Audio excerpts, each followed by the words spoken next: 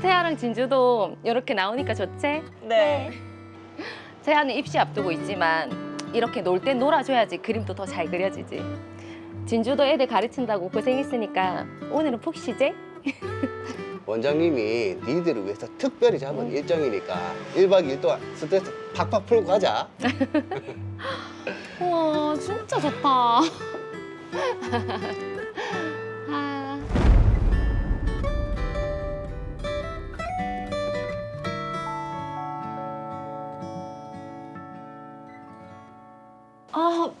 피곤하다. 낮에 물놀이를 너무 많이 했나 보다. 놀기는 자기가 제일 신나게 놀더라. 애들 없이 여행 온 게 워낙 오랜만이라서. 그러니까. 아, 채아랑 진주도 피곤하지? 너네가 저기 큰 방 써라. 우린 여기 있으면 된다. 네, 그럼 저희 먼저 들어가 볼게요. 원장님, 선생님 안녕히 주무세요. 오냐? 피곤하다. 자기야, 우리도 자자. 아, 자기 먼저 누워라. 나는 무알콜 맥주 한 잔 마고 잘게. 그래, 알겠다.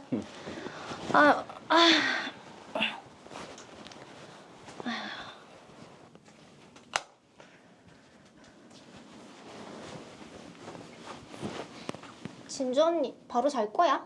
아니, 얼마만에 쐬는 콧바람인데 그럴 순 없지. 짜잔! 언니가 무서운 용 하나 찾아왔지롱. 역시 내 취향 아는 건 옛날부터 언니뿐이야. 얼른 보자.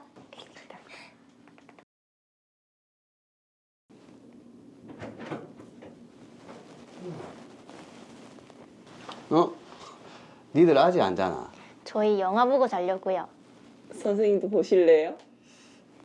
그럴까? 아이고.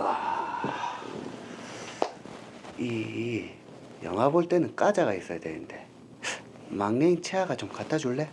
아, 네. 침대에서 과자 먹으면 안 됩니다. 자, 여기 빨리 와. 영화 시작한다.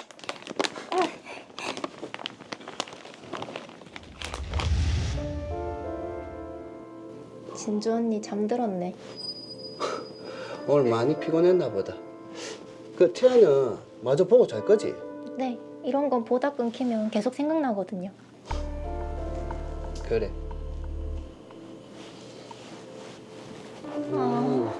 마지막이 이렇게 끝나는구나. 아이고. 선생님, 채아야. 뭐 하시는 거예요? 쉿. 진주 깨겠다. 안 할게. 아유. 원장님도 밖에 계신데 왜 이러세요? 나만 좋아한 거였나? 내가 오버했나 보네. 사과하면 용서해 줄 거지? 아니요, 원장님께 일단 더 말씀드릴 거예요. 그러면 우리 서로 얼굴 보기 껄끄러울 텐데 너 미대 가는데도 문제 생길 거고 이 바닥 좁은 거 알지?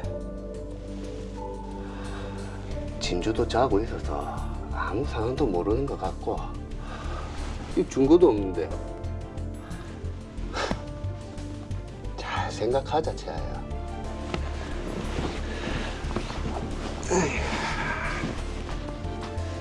저희 딸은 그렇게 추행을 당했고 몇 날 며칠의 고민 끝에 엄마인 저에게 이 사실을 털어놓았습니다.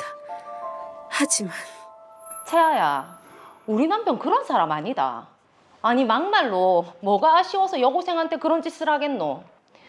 침대에서 일어나다가 힘이 풀려서 넘어졌다잖아. 그것도 실수로. 그래, 채아 니는 실수한 걸 갖고 아니 그때는 아무 소리도 안 하더니 아니 지금 와서 선생님을 그런 식으로 모욕하면 안 되지. 네 앞길은 싹 다 내한테 달려있는 거 알지? 앞으로 처신 잘해라. 저희는 어떻게 해야 할까요?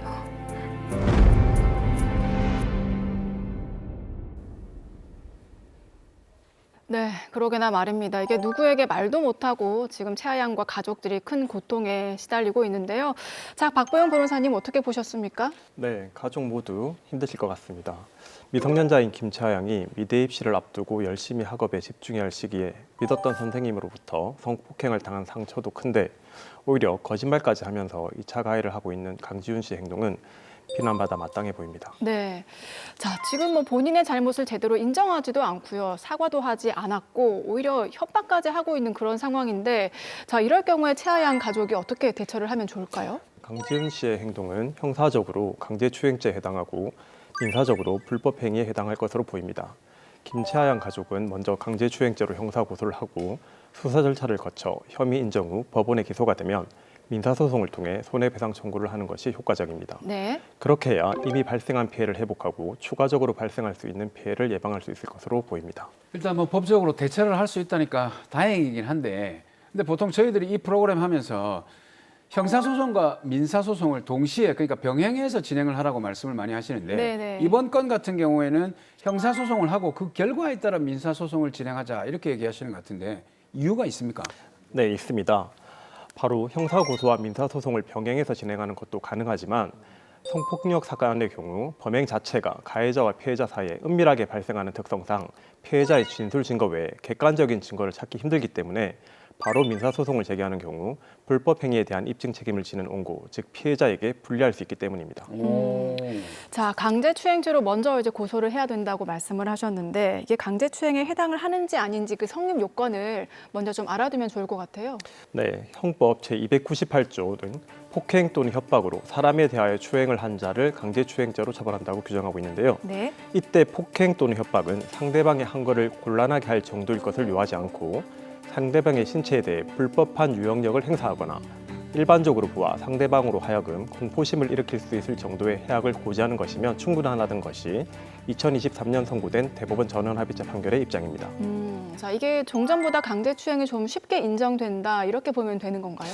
네, 그렇습니다. 네. 종전 대법원 판례는 강제추행죄에서 추행의 수단이 되는 폭행 또는 협박에 대해 피해자의 항거가 곤란할 정도일 것을 요구했었는데요. 이러한 법리는 수사와 재판 과정에서 자칫 성폭력 범죄 피해자에게 피해자다움을 요구하거나 2차 피해를 야기할 수 있고 강제추행죄의 보호법이긴 자유롭고 평등한 개인의 성적 자기결정권과 부합하지 않는다고 보아 그 기준을 완화한 것입니다. 그러면 그렇게 이제 완화된 대법원의 기준으로 본다면 이 사건의 강지훈 씨 행동, 강제추행으로 볼 수 있겠네요.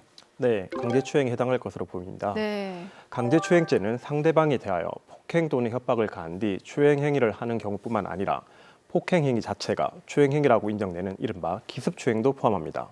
특히 기습추행의 경우 추행 행위와 동시에 저질러지는 폭행 행위는 반드시 상대방의 의사를 억압할 정도일 것을 요하지 않고 상대방의 의사에 반하는 유형력의 행사가 있기만 하면 그 힘의 대소강약은 불문한다는 것이 대법원의 입장이므로 강지훈 씨가 김채아 양의 의사에 반해 포옹하고 입을 맞춘 행위는 강제추행죄의 추행행위에 해당합니다. 자, 기습적으로 추행을 하는 것도 강제추행에 포함이 되는 거네요. 네. 자, 그러면 지금 궁금한 게 혹시 대법원에서 기습추행으로 인정된 뭐 그런 사례가 있습니까? 네, 몇 가지 사례가 있는데요. 대법원은 피해자의 옷 위로 엉덩이나 가슴을 쓰다듬는 행위, 피해자의 의사에 반하여 그 어깨를 주무르는 행위, 네. 교사가 여중생의 얼굴에 자신의 얼굴을 들이밀면서 비비는 행위나 여중생의 귀를 쓸어 만지는 행위 등에 대하여 피해자의 의사에 반하는 유형력의 행사가 이루어져 기습추행에 해당한다고 판단한 바 있습니다. 네, 뭐 말씀만 들어도 소름이 끼치네요. 네. 자, 일단 지금 드라마로 볼 때는 강지훈 씨가 분명히 추행을 저지른 것으로 보이는데, 자, 문제는 김채양 측에서 이걸 입증하는 게 쉽지가 않을 것 같습니다. 예, 맞습니다. 성폭력 사건은 대부분 피해자와 가해자 사이에 은밀하게 이루어지기 때문에 피해자 진술 외에 범죄 성립을 인정하는 다른 증거가 없는 경우가 굉장히 많습니다. 그래서 가해자가 범죄 사실을 부인하는 경우 쌍방의 진술이 달라 혐의를 인정함에 있어 어려움이 많은 것이 현실인데요. 네. 이러한 점을 고려해서 피해 상황에 대한 피해자 진술에 얼마나 구체적이고 일관성이 있는지, 즉 직접 피해를 입지 않은 사람은 진술할 수 없는 내용인지가 중요하게 고려되고 있습니다. 네. 근데 제가 얼마 전에 기사를 한번 본 게 있는데 성범죄 사건에서 이 피해자 진술에 관련해 가지고 대법원의 입장이 최근에 조금씩 엇갈린다 이런 얘기가 있는 것 같은데 이게 어떤 얘기인가요? 네, 일부 그렇게 볼 수 있는 판결이 있는데요. 성범죄 사건을 법원에서 심리할 때 사건이 발생한 맥락에서 성차별 문제를 이해하고 양성평등을 실현할 수 있도록 성인지적 관점을 유지하여야 하므로 개별적, 구체적 사건에서 성범죄 피해자가 처하고 있는 특별한 사정을 충분히 고려해야 한다는 것이 2018년 선고된 대법원 판결입니다. 네. 이 판결 선고 6년 동안 성인지적 관점, 즉 피해자 진술의 구체성과 일관성에 중점을 두어 성범죄 사건의 유죄 판결이 선고돼 왔습니다. 자, 성인지 감수성 저희도 뭐 로요에서 몇 번 들어보지 않았습니까? 그렇죠. 예. 네. 그 후 2024년 선고된 대법원 판결에서는 이러한 성인지적 관점을 유지하면서도 이는 성범죄 피해자 진술의 증명력을 제한 없이 인정해야 한다거나 그에 따라 해당 공소 사실을 무조건 유죄로 판단해야 한다는 의미가 아니며 성범죄 피해자 진술에 대하여 성인지적 관점을 유지하더라도 진술 내용 자체의 합리성, 타당성뿐만 아니라 객관적 정황, 다른 경험층 등에 비추어 증명력을 인정할 수 없는 경우도 있을 수 있다고 보아 피해자 진술의 증명력에 대한 제한 기준을 설치하였습니다. 그러면은 이 지금 두 가지 대법원 판례가 피해자의 진술에 대해서 조금은 상충될 수 있는 의견인 것 같은데 어떤가요? 어느 정도 그런 면이 있기 때문에 추후 두 판결을 다시 정리하는 대법원 판결이 새로 나와야 될 것 같긴 합니다. 네. 다만 두 판결 모두 성인지적 관점을 유지하고 있기 때문에 성범죄 사건에서 여전히 피해자 진술의 구체성과 일관성은 가장 중요한 증거가 되는 것이 사실이고 이를 뒷받침하는 보강 증거가 있다면 성범죄가 성립하는 것에 특별히 문제가 없을 것입니다. 네. 자, 그리고 지금 이 드라마에서 보면요. 학원원인 이진주 씨가 옆에서 잠을 자고 있었는데 혹시 진주 씨가 이런 이제 상황들에 대해서 진술을 한다면 좀 도움이 되지 않을까요? 사건 발생 당시 이준수 씨가 잠을 자고 있어 직접 목격하지 못했지만 제가 사건을 좀 더 알아봤더니 사건 발생 후 김채아 양이 이진수 씨에게 강지훈 씨의 범행에 대한 이야기를 한 정황이 있었습니다. 네. 그러므로 그러한 사실을 이준주 씨가 수사기관에서 진술하거나 법원에서 증언해 준다면 매우 중요한 보강 증거가 될 수 있습니다.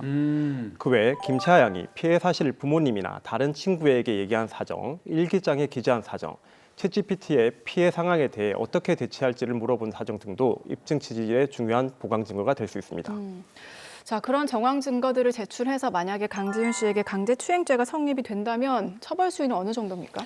형법상 강제추행죄가 인정되는 경우 10년 이하의 징역 또는 1,500만 원 이하의 벌금에 처하도록 되어 있는데요. 예. 이 사건의 경우 김채아 양이 고등학생으로서 미성년자이기 때문에 가중처벌 규정인 아동청소년 성보호에 관한 법률이 적용됩니다.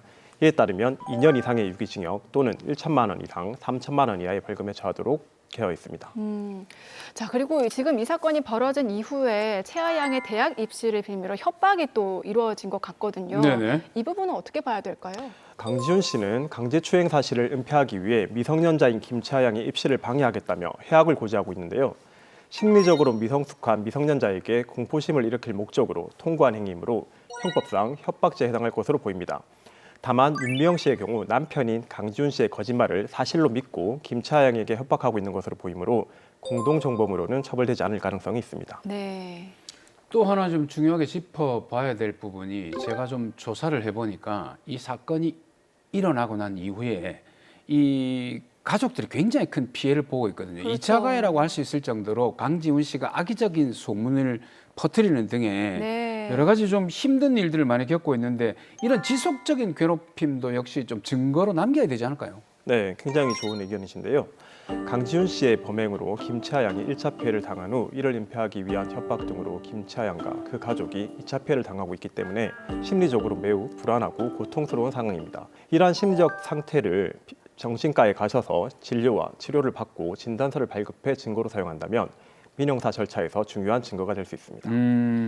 네, 참 입시라고 하면 참 그냥 둬도 참 예민할 시기인데 맞아요. 예, 정말 일어나지 말아야 할 일이 일어나서 채아 양과 가족들이 큰 고통을 받고 계신 것 같습니다. 마지막으로 채아 양에게도 한마디 남겨주시죠. 먼저 용기를 내어 부모님에게 피해 사실을 말한 채아 양, 정말 잘했습니다.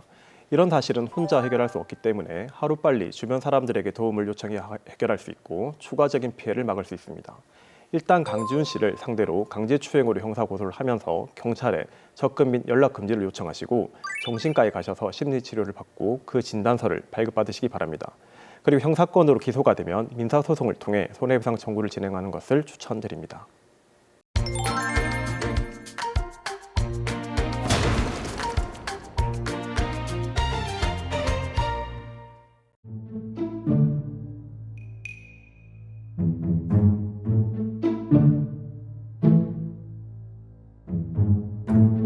거.